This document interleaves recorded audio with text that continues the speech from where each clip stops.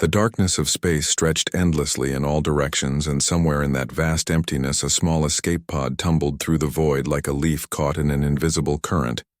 And inside that cramped metal coffin, Lyra held her two dragons, close to her chest while alarms screamed warnings she could not silence. She had been a trader for 70 years, traveling between worlds, buying and selling the rare crystals her people harvested from the singing trees of their forest planet, and in all that time she had never encountered real danger because most species in the galaxy respected the elves and their ancient power. But the pirates who attacked her ship 3 hours ago had not cared about respect or tradition. They had come, out of nowhere with weapons blazing, tearing through her vessel's shields like paper, and her crew had fought back with everything they had. But it was not enough, and in the chaos Lyra had grabbed her dragons and ran for the escape pods, knowing that staying meant certain death. Now the pod was failing and the life support system was making strange grinding noises that could not mean anything good, and through the small viewport she could see the wreckage of what looked like an old human warship, floating dead in space. Lyra had never seen a human before in person, though she had heard countless stories about them from other traders and merchants, and the stories all said the same thing, that humans were weak and fragile compared to most species. But somehow they had spread across half the galaxy in less than 300 years, building colonies on worlds that should have killed them and fighting wars they should have lost. Her people, the Silvari, had been traveling the stars for 10,000 years, and they still only controlled a handful of systems because they were cautious and patient and believed in taking time to do things properly. But humans did not seem to understand caution or patience. They rushed into everything with a reckless energy that frightened the older races, and they formed alliances and friendships so quickly that it seemed unnatural to species like the Silvari, who took decades to truly trust someone. The pod shuddered violently, and new alarms joined the chorus, and Lyra knew she had only minutes before the engines failed completely, and she would be left drifting with no power and no heat. And while elves were hardy people who could survive harsh conditions, there were limits even for her kind. She made a decision that went against every bit of training and common sense she possessed as she activated the pod's emergency override and aimed it directly at the derelict human warship, because dying slowly in the cold was worse than taking a chance on whatever waited inside that floating graveyard. The impact was harder than she expected, and the pod crumpled like a tin can as it punched through the warship's outer hull, breaching several layers of armor plating before coming to rest in what looked like an old storage bay. For a long moment, Lyra just sat there, stunned and bleeding from a cut above her left eye, while Ash and Ember, her two dragons, chirped in distress and nuzzled against her face, trying to comfort her the way they had since they were hatchlings fresh from their eggs. She checked them both carefully, running her hands over their small bodies, looking for injuries, but they seemed unharmed, just frightened and confused, and she whispered reassurance to them in the old tongue, the language of her ancestors that predated spaceflight. The pod door was jammed, and it took several kicks with her reinforced boots before it finally gave way with a screech of tortured metal, and Lyra crawled out into the darkness of the dead ship with her dragons following close behind. The air was cold enough to see her breath and thin enough that she knew the life support had been offline for a long time, and she activated the breather mask from her emergency kit while her enhanced elven physiology adapted to the lower oxygen levels. The storage bay was massive, easily large enough to hold a dozen ships the size of her pod, and every surface was covered in frost that glittered in the light from her suit lamp like tiny stars, and she could see crates and containers scattered everywhere, many of them torn open and their contents spilled across the floor. Lyra moved carefully through the debris, keeping one hand on the energy blade at her hip, while Ash and Ember perched on her shoulders, their claws digging into the padded fabric of her flight suit and their heads swiveling constantly as they scanned for threats. The ship was eerily silent, except for the occasional groan of stressed metal and the soft crunch of frost under her boots, and she wondered what had happened here to leave this massive warship abandoned and drifting. She found a door at the far end of the bay and managed to force it open using the manual release lever, and beyond it was a corridor that stretched away into darkness with doors lining both sides and emergency lighting strips that flickered weakly. Lyra needed to find several things quickly if she wanted to survive, and first was a working communication array so she could send a distress signal, and second was a way to restore power to at least part of the ship so she would not freeze to death. and third was food and water because the emergency rations in her suit would only last 3 days. She moved deeper into the ship, following signs that were written in human script, which she could read thanks to the universal translator implant all traders carried, and the signs directed her toward the engineering section and the main computer core.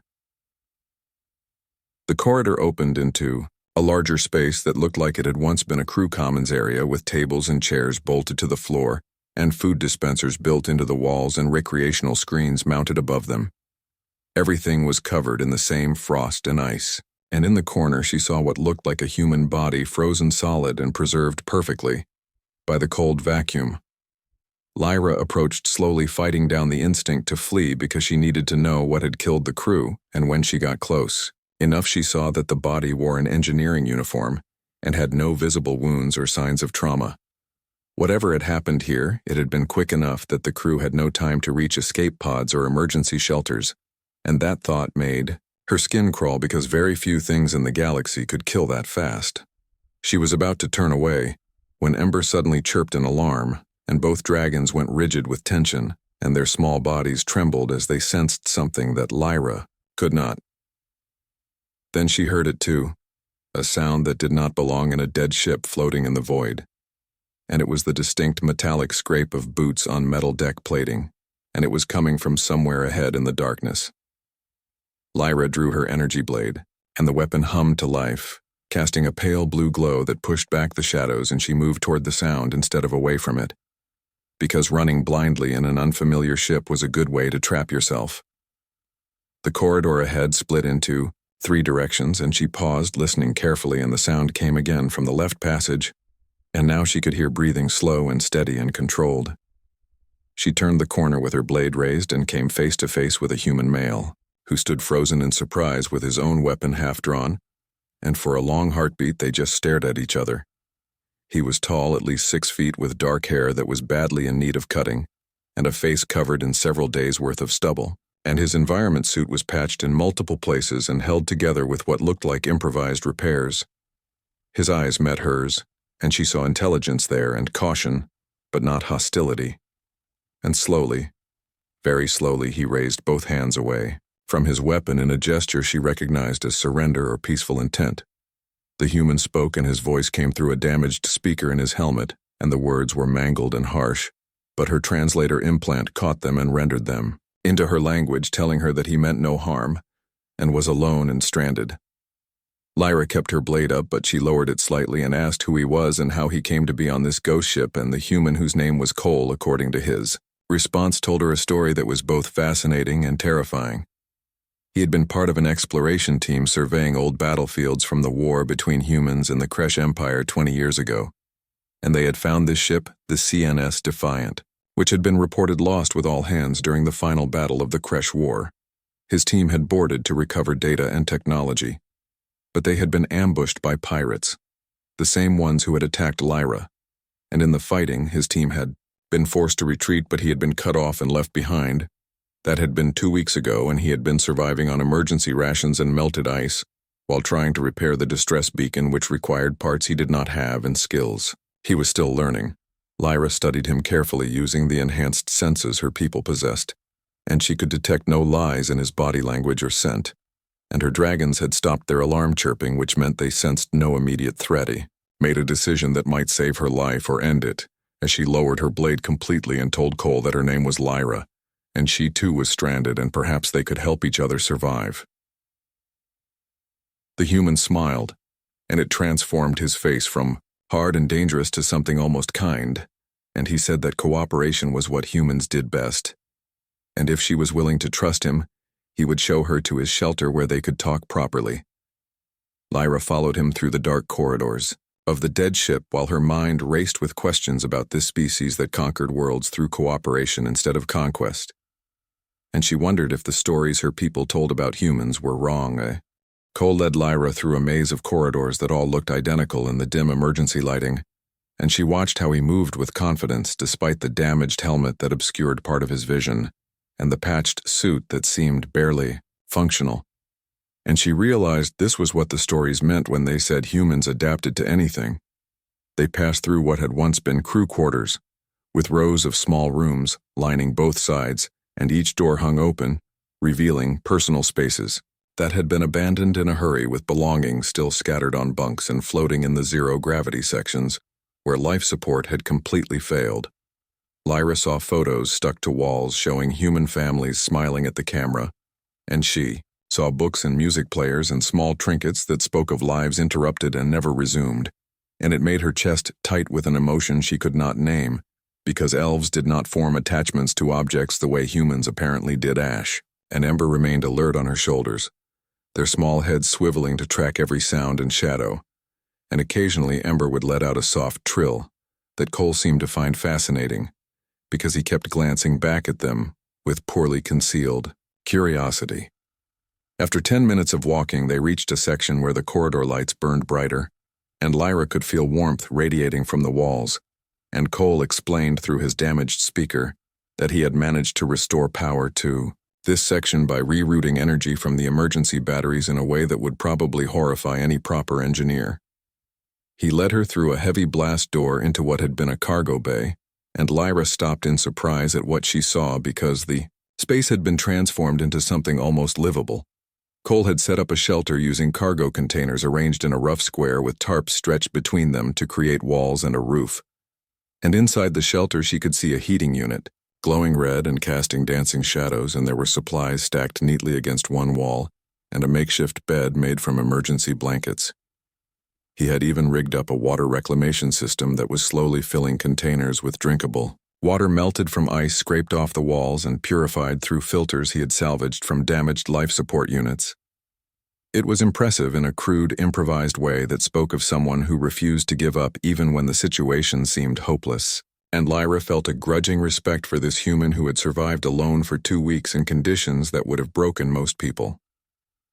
Cole gestured for her to enter the shelter, and she did so cautiously, while her dragons launched themselves from her shoulders and began exploring the space with the fearless curiosity of young predators who had never learned to be afraid. She watched as Ember approached the heating unit and stretched out in front of it with a contented sigh, while Ash investigated, the food supplies, sniffing each container with interest before deciding none of it was worthy of eating. Cole removed his helmet with a hiss of equalizing pressure, and Lyra got her first clear look at his face, and she was struck by how young he seemed despite the exhaustion evident in every line and the dark circles under his eyes. He could not have been more than 30 years old, which was barely more than a child by elven standards, and yet he carried himself with the confidence of someone much older, and when he spoke his voice was rough from disuse but steady. Cole offered her water first and food second, and when she hesitated, he took a drink and a bite himself to prove it was safe, and Lyra recognized this as a trust-building gesture, common among species who had evolved as prey animals. She accepted the offerings and found the water clean and cold, and the food bland but nutritious. And while she ate, Cole busied himself checking his equipment and making small repairs to his suit. The silence between them was not uncomfortable exactly, but it was filled with unasked questions, and Lyra decided to break it by asking how he had survived alone for so long without going mad from isolation. Cole looked up from his work and smiled that same transforming smile and said that humans were social creatures who needed connection, but they were also stubborn creatures who refused to quit. And when you combined those two traits, you got a species that would talk to walls and machines, just to hear a voice even if it was their own. He had named the heating unit Henry, and he had long conversations with it about philosophy and sports and the nature of consciousness, and he knew it was slightly insane, but it helped pass the time and kept his mind sharp. Lyra found herself smiling despite the situation because there was something both sad and admirable about a human talking to a heating unit, and she told him that elves practiced meditation to maintain mental stability during isolation, and they could go months without speaking to another living being. Cole asked if that was because elves did not need social connection the way humans did, and Lyra considered the question carefully before answering. She explained that her people valued solitude and contemplation, and they formed deep bonds with nature and with their bonded creatures like her dragons. But they did not form casual friendships or quick alliances the way humans seemed to, and relationships that took humans weeks or months to build might take elves decades or centuries. Cole listened with genuine interest and asked about her dragons and where they came from, and Lyra found herself telling him things she had never shared with outsiders about. The world trees that grew on her planet, and how dragon eggs formed in hollow chambers within the trunks, and how young elves would bond with newly hatched dragons in a ceremony that linked their minds and hearts forever. She told him how Ash had chosen her first emerging from his egg and fixing her with eyes that seemed to see into her soul, and how Ember had followed 2 days later, smaller and fiercer and more demanding of attention. Cole asked if he could touch them, and Lyra hesitated, because dragons bonded to their chosen partners and rarely accepted contact from others, but she told him he could try. He approached slowly with one hand extended palm down the way one might approach a nervous animal, and Ember, who had always been the more social of the two, lifted her head and sniffed his hand carefully. For a long moment nothing happened, and then Ember chirped and pressed her head against his palm in clear permission, and Cole gently stroked the scales along her neck while his face lit up with wonder. Ash remained aloof, watching from his position near the supplies, but even he seemed less hostile than before, and Lyra realized her dragons had accepted Cole as safe, which was significant because dragons had instincts about people that were rarely wrong. They talked through the rest of that day cycle, sharing stories about their homes and their lives before they became stranded, and Lyra learned that Cole came from a colony world called Haven, where his family grew food in massive greenhouses that covered hundreds of acres. He had joined the exploration service to see the galaxy and maybe make enough money to help his parents retire, and he spoke of them with such obvious love and longing that Lyra felt something twist in her chest. She told him about her own family and the trading company her mother had built over 3 centuries, and how she had been expected to take over someday, but had never felt truly connected to the work. Cole asked what she wanted to do instead, and Lyra realized no one had ever asked her that question before, because in elven culture, duty and tradition were more important than personal desires. She said she did not know, and Cole said that was okay because humans spent most of their short lives trying to figure out what they wanted, and sometimes they never did. But the searching was part of the journey. When exhaustion finally caught up with them, Cole offered Lyra the bed and said he would sleep on the floor, but she refused because she had been taught that accepting such generosity created debt and obligation. He looked confused and a little hurt, and explained that humans shared what they had with those in need, not because they expected something in return, but because it was the right thing to do. Lyra did not know how to respond to that, because in her experience every gift came with strings attached, and every favor created a web of obligation that bound people together, whether they wanted it or not. Finally, they compromised by sharing the space, with Cole taking one side and Lyra the other, and the dragons curling up between them like small warm barriers, as she lay there in the darkness listening to Cole breathe and feeling the steady pulse of her dragons' hearts through their bond. Lyra thought about how strange it was that she felt safer here with a human stranger than she had in many of the trading posts and stations she visited regularly. Cole had shown her kindness without expecting anything in return, and he had shared his limited resources without hesitation, and he had respected her boundaries while still offering friendship. These were not the actions of a weak species or a foolish one, and Lyra began to suspect that everything her people believed about humans might be wrong in fundamental ways. She fell asleep wondering what it would be like to live in a culture where trust came easily, and strangers could become friends in a matter of hours instead of years. Lyra woke to the sound of metal clanging against metal, and for a confused moment she could not remember where she was until she felt Ember shift against her side, and the memories of the previous day came flooding back. She sat up carefully and saw Cole working at a makeshift table he had constructed from cargo crates, and spread across its surface were dozens of components and circuit boards and tools that looked like they had been improvised from whatever he could scavenge. He was so focused on his work that he did not notice she was awake, and she took the opportunity to observe him without the awkwardness of direct interaction. His hands moved with practiced confidence as he soldered connections and tested circuits, and she could see the tip of his tongue poking out between his lips in concentration, the way a child might when attempting something difficult. Ash had apparently decided Cole was trustworthy, because the dragon was perched on the edge of the table, watching the work with fascination and occasionally chirping questions that Cole answered, even though he clearly could not understand the meaning. It was a strange domestic scene, and Lyra felt something warm unfold in her chest at the sight of her normally aloof dragon interacting with this human stranger. She stood and stretched, feeling muscles protest from sleeping in an unfamiliar position, and Cole looked up at the sound with a smile that seemed to come easily despite their desperate situation. He greeted her and explained that he was working on repairing the distress beacon, which required him to basically rebuild the entire communication array from scratch, using parts that were never designed to work together. Lyra moved closer to examine his work, and she was impressed by the ingenuity of his solutions, even though they violated about a dozen engineering principles she had learned during her years as a trader. She pointed out a connection that looked unstable and suggested a different configuration, and Cole considered her advice and implemented it, while explaining that proper engineering was great when you had the right parts and the right tools, but survival engineering was about making do with what you had.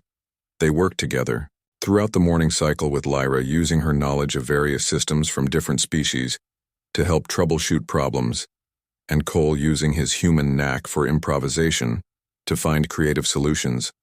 At some point, Ember decided she was bored with watching and began flying circuits around the cargo bay, practicing the aerial maneuvers she would need when she was fully grown, and Ash joined her, and soon both dragons were engaged in a mock battle that involved a lot of chirping, and Diving Cole stopped working to watch them, and his face showed such open delight that Lyra found herself smiling, and when he asked if they would grow much larger, she told him that Ash would eventually reach the size of a small aircraft, while Ember would be only slightly smaller.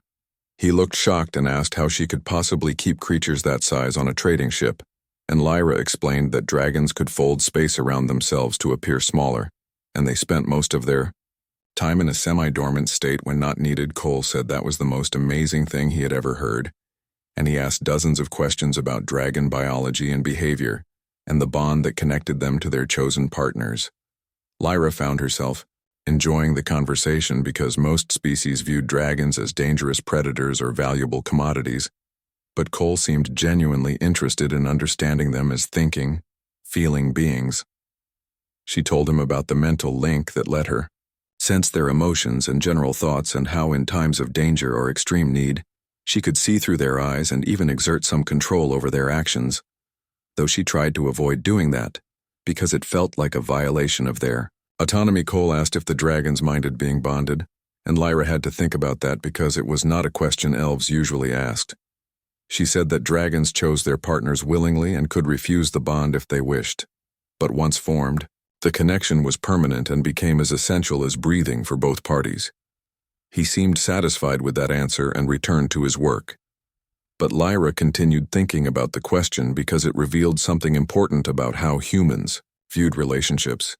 They valued choice and consent in a way that seemed almost obsessive compared to other species, and she wondered if that was because their own lives were so short that they needed to make sure every connection mattered. By midday cycle, they had made significant progress on the beacon, and Cole declared they deserved a break, and he pulled out ration packs that he heated using the same power source that ran the heating unit. The food was even blander than what he had served the night before, and Lyra made a face that caused Cole to laugh and say that military rations were designed for nutrition, not pleasure. She asked about human food in general, and Cole launched into an enthusiastic description of meals his mother used to make with fresh vegetables from the greenhouse and meat from livestock raised in the colony farms, and bread baked in ovens that his grandmother had brought from Earth. He spoke with such passion about food that Lyra realized it was more than just sustenance for humans, and it was a form of art and expression and social bonding. She told him about the crystalline fruits that grew on her world, and the nectar wines that took centuries to ferment properly, and the ceremonial feasts that marked important transitions in elven lives. Cole listened with the same focused attention he gave everything, and asked intelligent questions that showed he was really trying to understand her culture, not just collecting information. After they ate, he suggested they explore more of the ship to search for additional parts and supplies, and Lyra agreed because sitting idle made her nervous and gave her too much time to think about her situation. They sealed up the shelter and ventured out into the dark corridors, with Cole leading the way using a handheld light source and Lyra following with her dragons flying ahead to scout for danger. The ship was massive and they spent hours moving through sections that ranged from nearly intact to completely destroyed, and everywhere they went they found evidence of the battle that had killed the crew blast marks on walls, told stories of desperate fighting and emergency bulkheads sealed shut, spoke of sections that had been deliberately sacrificed to save the rest of the ship. And in one corridor they found a memorial wall where someone had scratched the names of fallen crew members. Into the metal, Cole stopped at the wall and placed his hand against it and spoke a few words in a language Lyra did not recognize, and when she asked about it, he said it was a human prayer for the dead. She asked if he was religious, and he said not particularly, but the ritual provided comfort and structure when dealing with loss. And sometimes, comfort mattered more than belief.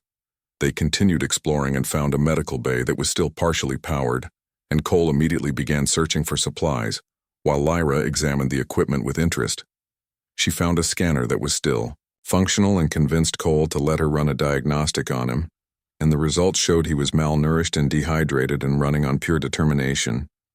She told him he needed to take better care of himself, and he laughed and said that was rich coming from someone who had crashed through the hull of a dead ship in an escape pod. Lyra wanted to argue, but she recognized the deflection for what it was, and instead, she helped him gather medical supplies including antibiotics and pain medication and nutritional supplements that would help compensate for the poor quality of his rations.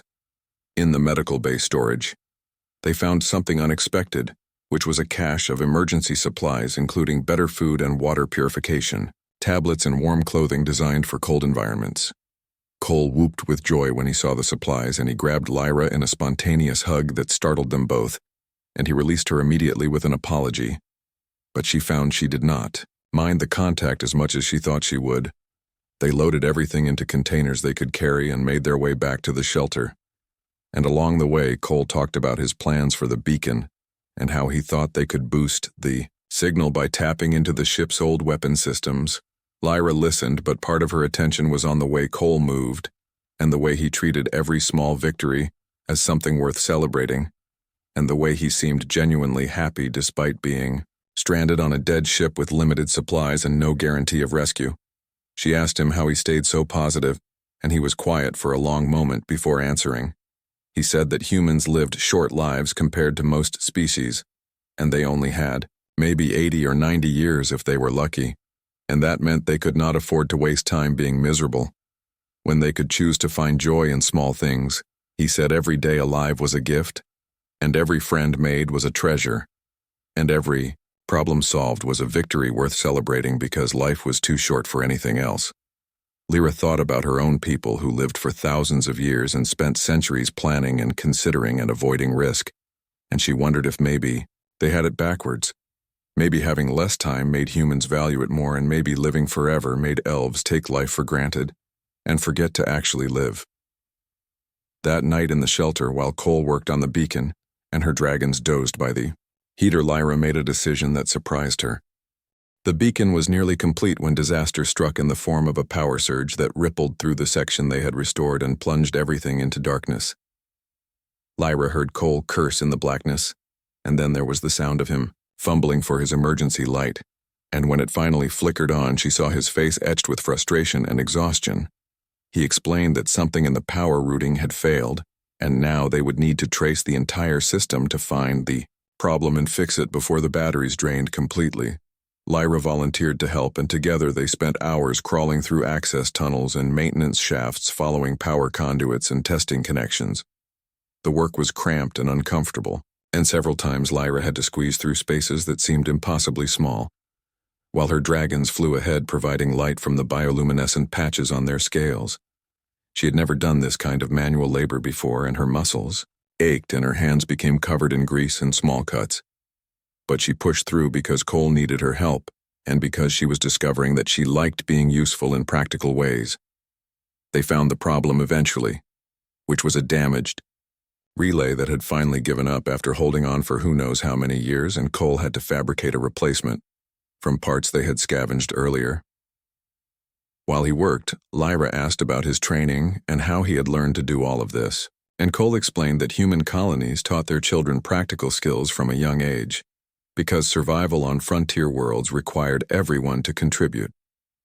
He had learned basic engineering from his father and advanced techniques from serving on exploration teams, and the rest he had picked up through trial and error, and a stubborn refusal to admit when something was impossible. Lyra told him that elven children were educated in art and philosophy and the history of their people, but rarely learned practical skills because those were considered beneath their station. Cole looked shocked and asked who did the actual work if everyone was too educated to do it. And Lyra had to admit that her people relied heavily on automated systems and hired workers from other species. He said that seemed dangerous because it meant elves did not really understand the systems that kept them alive. And what would happen if those systems failed or the workers left? It was an uncomfortable question that Lyra had never considered before, and she found herself defending her culture even though part of her agreed with his criticism. They argued in a friendly way while Cole installed the new relay, and Lyra held the light and handed him tools, and by the time power was restored, they had reached a kind of understanding. Cole admitted that human society had its own problems, including inequality and conflict and short-sighted thinking, and Lyra acknowledged that elven culture could be rigid and elitist and disconnected from practical reality.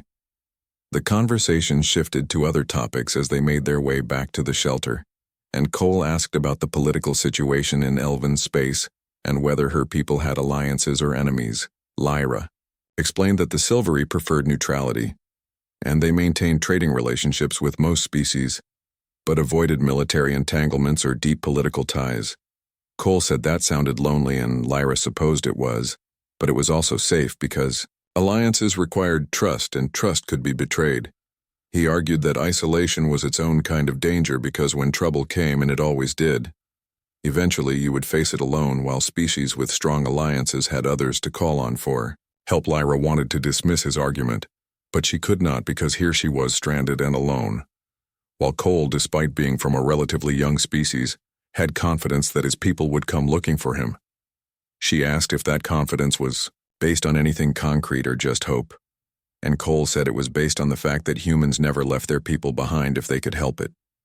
He told her stories about rescue missions that had cost millions of credits and taken months to complete, all to save a handful of stranded colonists or lost explorers. He spoke of a human saying that went no one left behind, and how that principle was so deeply ingrained in their culture that even criminals and outcasts could count on being rescued if they called for help.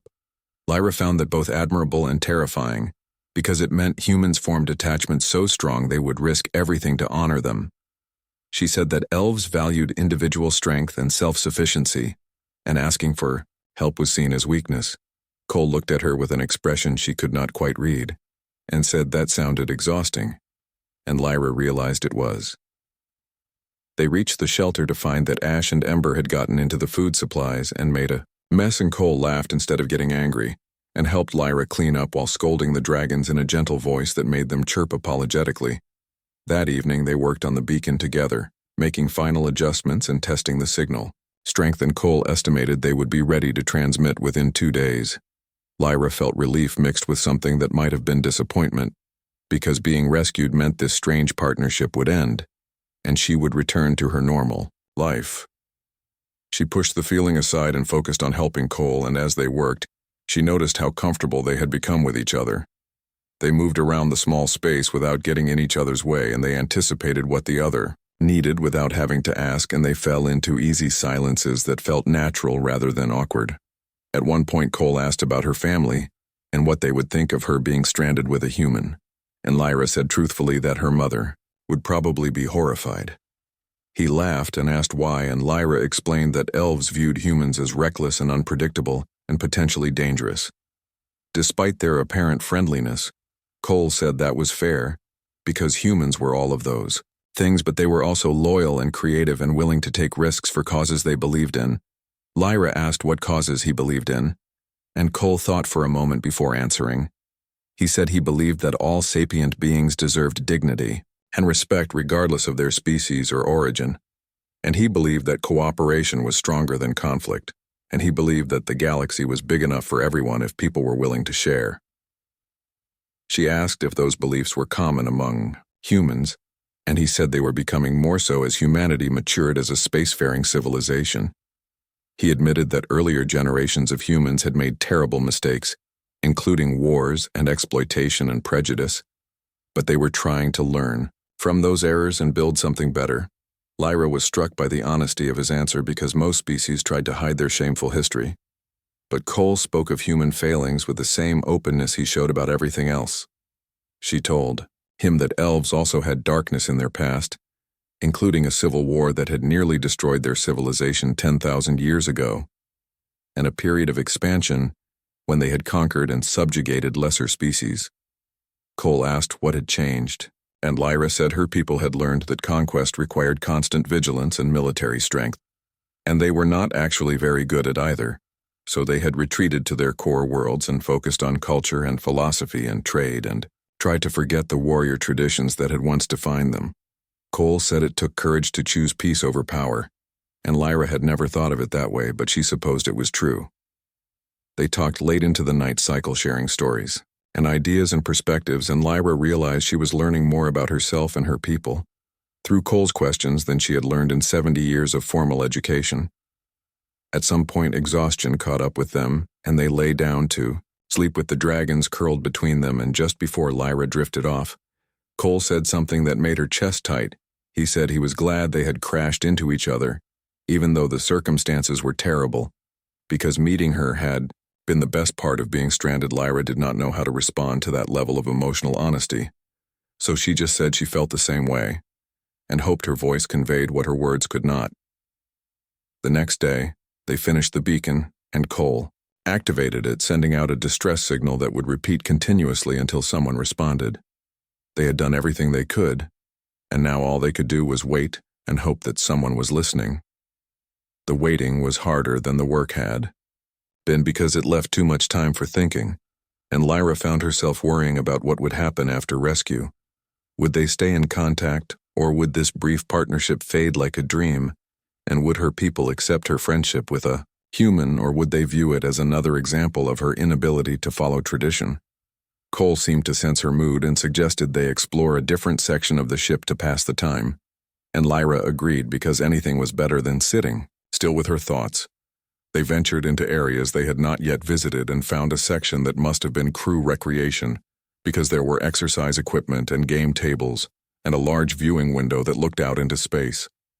The window was partially obscured by ice, but they could still see stars scattered across the darkness like diamonds on black velvet. They stood there together, watching the slow spin of distant galaxies, and Cole talked about the early human astronomers who had mapped the stars using primitive telescopes and determination. He spoke about the dreamers who had believed humanity would someday walk among those stars, even when it seemed impossible. The rescue ship arrived on the 5th day after they activated the beacon, and Lyra felt a complicated mix of relief and loss. When Cole picked up the response signal, the ship identified itself as the HSV Wanderer, a human exploration vessel that had been conducting surveys 2 systems away when they detected the distress call. The captain, whose name was Beth, spoke with a calm professional voice and said they would dock within 6 hours, and asked if there were any injuries or immediate emergencies. Cole assured her they were both safe and healthy, and then gave her a brief summary of the situation, including the fact that he had a Silveri trader and her bonded dragons with him.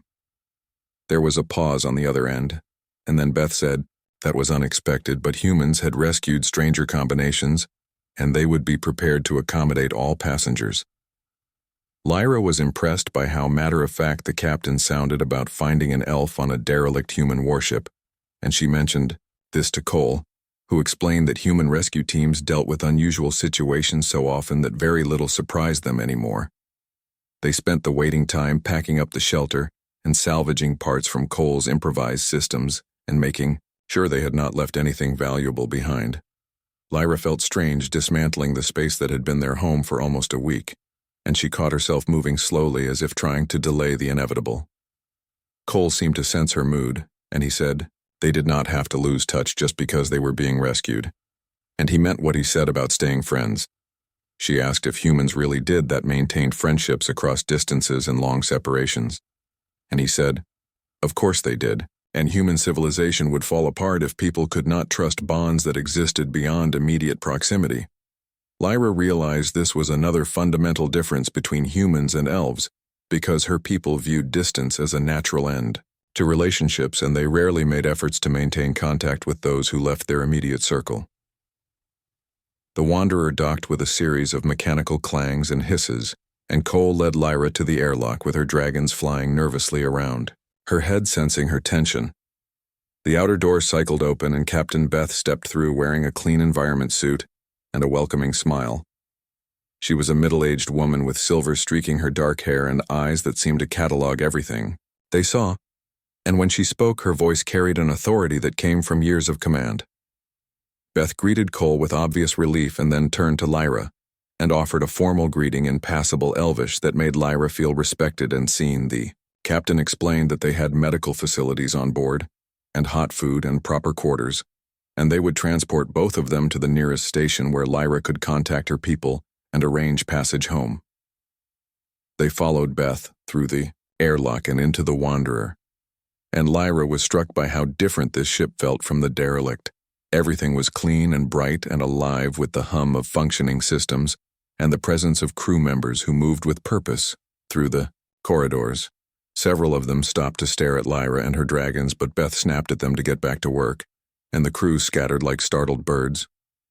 Cole laughed and said humans were terrible at hiding their curiosity, and Beth agreed, but said curiosity was better than hostility. They were shown to the medical bay where a doctor named Karen examined them both and declared Cole moderately malnourished, but otherwise healthy, and Lyra in excellent condition, considering her ordeal.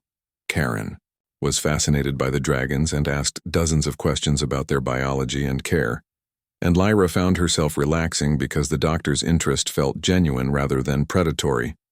After medical clearance, they were taken to quarters that felt impossibly luxurious after a week in the cargo bay shelter, and Beth said they should rest and clean up and then join her for dinner in the officers' mess.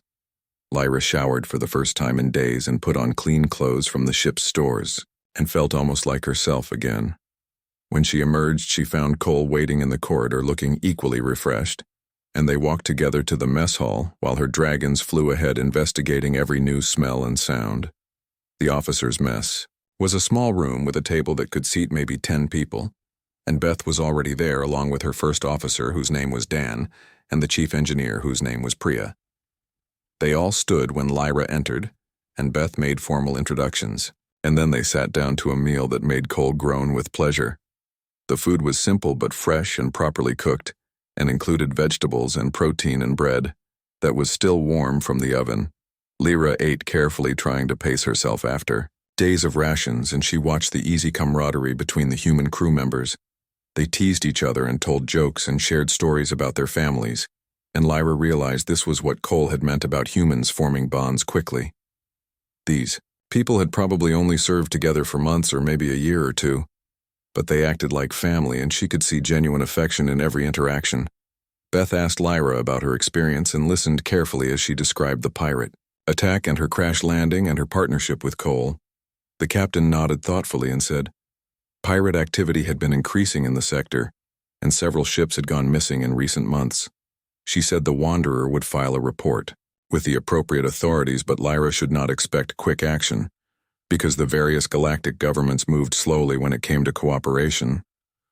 Cole asked if there had been any news about his original team, and Beth's expression became somber as she said they had been picked up by another human ship 2 days after the attack. She said everyone had assumed Cole was dead, and his family had been notified, and she would need to send an urgent message correcting that information. Cole looked shaken and asked if he could compose the message personally, and Beth said of course, and offered him use of the communication suite. After dinner, the group moved to a small lounge area and continued talking, and Lyra found herself drawn into the conversation naturally. Dan asked about elven culture, and Priya wanted to know about dragon bonding, and Beth inquired about trade routes and market conditions. They asked questions without judgment and listened to her answers with real interest, and Lyra realized she was enjoying herself more than she had in years. At one point, Cole excused himself to send his message home, and Lyra noticed how the others respected his need for privacy, even though they clearly wanted to support him. Beth leaned closer to Lyra and said quietly that Cole was lucky to have had her with him, because being alone on that ship for 2 weeks had been hard enough. Lyra said she was the lucky one because Cole had shared everything without hesitation and taught her things about humanity that she never would have learned otherwise. Beth smiled and said that sounded like Cole and humanity in general, because sharing was how humans survived when the universe tried to kill them. The captain asked what Lyra planned to do after reaching the station, and Lyra admitted she had not thought that far ahead. Her ship was destroyed and her cargo lost, and she would need to report to her company and face questions about what had happened. Beth suggested that Lyra might want to consider the insurance claims and salvage rights for the Defiant, since she had technically found it first, even if Cole had been there longer. Lyra had not considered that angle, and she said as much. And Beth laughed and said, "Humans always thought about angles because they had to." When Cole returned, he looked lighter somehow, as if a weight had been lifted, and he said his parents were overjoyed and his mother had cried, and his father had demanded a full accounting of everything that had happened. The group talked late into the ship's night cycle, and eventually people began drifting off to their quarters, and Lyra found herself alone with Cole in the empty lounge. They sat in comfortable silence for a while, and then Cole said he had been thinking about her offer to help him get a trading license. He said he was interested, but he also wanted to complete his contract with the exploration service because he had commitments, and humans kept their promises even when it cost. Then Lyra said she respected that, and the offer would remain open whenever he was ready. Cole asked what she would do first when she got home, and Lyra said she would probably face a formal inquiry about losing her ship, and then be reassigned to another vessel. She said it without emotion, but Cole heard what she was not saying, and he asked if she actually wanted to go back to trading. Lyra was quiet for a long time before admitting that she did not know what she wanted, but she knew she did not want to spend the rest of her very long life doing something that made her feel empty. Cole said that was a start, because recognizing what you did not want was the first step toward finding what you did want. They talked about possibilities and dreams, and Lyra found herself imagining a different kind of life, one where she made choices based on what she wanted, rather than what was expected. Eventually, exhaustion caught up with them, and they said goodnight, and Lyra returned to her quarters, with her dragons trailing behind her. She lay in bed staring at the ceiling and thinking about everything that had happened, and how a disaster had somehow become an opportunity. The next morning, Beth informed them they would reach the station in 2 days and asked if there was anything either of them needed. Cole said he was fine, and Lyra requested communication access to contact her family company and begin the process of reporting her ship's loss.